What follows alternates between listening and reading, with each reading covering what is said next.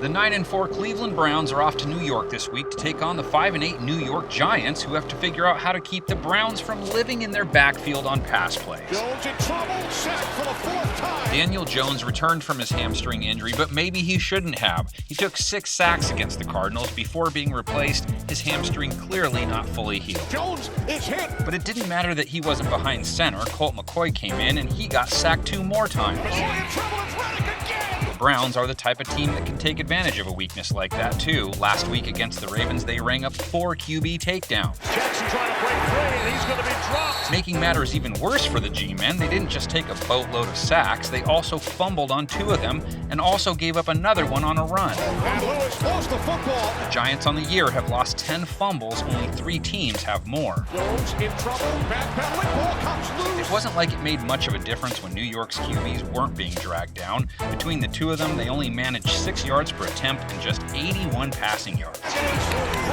Cleveland's pass defense wasn't tested much last week, but the few attempts they faced, they didn't handle great, especially at the end of the game as they weren't able to come up with the needed stops. That's trying to throw for it, and he's got it. Marquise Brown hangs on to the football and scores. If the game allows it, New York could try and turn to its ground game a little more often. Wayne Gallman went for close to 5 yards a game against Arizona and had put up a 135-yard performance the week before that. Gallman, he's across midfield. On the one hand, the Browns are the team to run at. They just gave up over 200 yards, 5 TDs on 7.5 yards a carry. Look at the speed by L.Jackson. But unless the Giants get dual threat Danny going, that was the Ravens that put up those stats on them, and the Browns had been more than respectable against the run prior to facing Baltimore. He's going to keep it, and he slips down. The Giants have played the run more than respectably, though. They are top 10 in both yards per carry and yards per game allowed. And he's bottled up. And they were able to shut down the Cardinals' rush attack, which was one of the league's best, and it included a dual-threat QB in K.Murray, making that showing even more impressive. A huge play taking the Cardinals out of field goal range. But talk about no rest for the weary. They have to face another of the league's best running teams. It is Chubb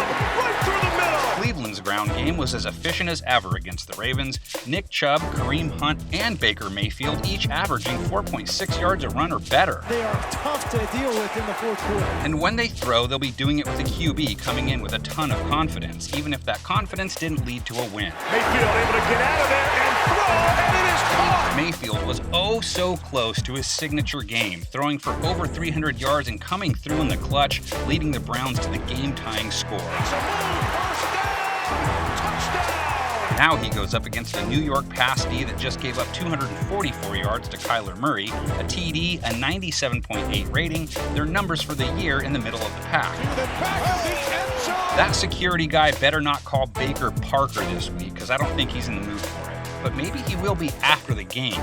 Both teams are desperate for this win. Playoff implications are in play for both. You know the drill. Fill that comment section up with your predictions, and we'll fill up the graphic with ours. Now it's Lewis in the backfield on first down. As Jones sends, fires downfield, looking for Golden Tate. Hits the pass. He's marked down at the 1. To the right. Mayfield trying to escape.